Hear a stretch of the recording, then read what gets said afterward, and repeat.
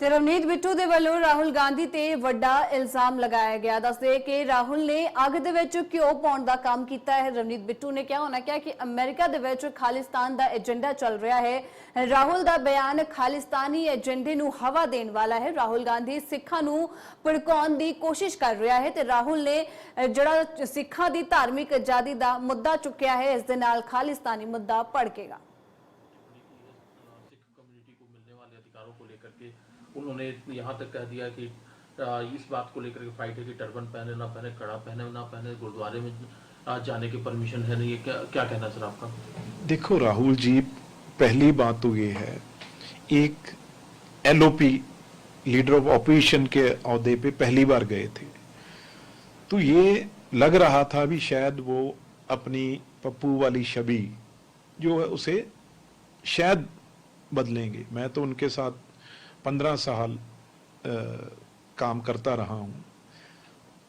एक बात स्पष्ट है भी, कभी भी उन्हें जो हिंदुस्तान है, भारत है, इंडिया है, वो कभी भी उनको अपना देश लगा नहीं। यहां पे वो कभी कंफर्टेबल फील ही नहीं करते। उनको जब भी वो अमेरिका जाते हैं, जहां कहीं विदेश जाते हैं, क्योंकि वहां के वो मतलब ज्यादा टाइम है जो उनके, चाहे रिलेटिव्स हैं, रिश्तेदार हैं, चाहे उनका रहना सहना हुआ है, जो स्टाइल है वो बाहर का है, तो इसलिए बाहर जाके वो ज़्यादा ओपन होते हैं, ज़्यादा उनको ऐसे लगता है भी मैं अपने परिवार के बीच में बैठा हूं।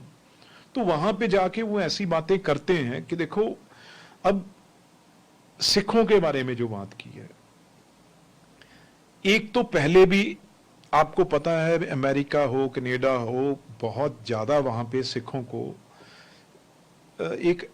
एक बहुत बड़ा एजेंडा वहां पे खालिस्तान का चल रहा है, रेफरेंडम का चल रहा है, और उसमें ही उन्होंने जाके आग में घी डालने का काम किया है। और वहां उनको पता है भी ये चीज, यहां बहुत बड़ी फोर्सेस हैं जो वो लगी हुई हैं, खासतौर पंजाब सिखों को तोड़ने के लिए देश से, और बिल्कुल उनका एक अलाय बन के, एक पार्टनर बन के उन्होंने वो काम, कल एक सिख नौजवान को खड़ा करके उनसे पूछा है भी आपके कड़ा और जा पगड़ी ये चीज, क्योंकि वो तो वहां के सिटीजन थे जिनसे इन्होंने बात की, यहां से तो उनको लेना देना नहीं है कोई।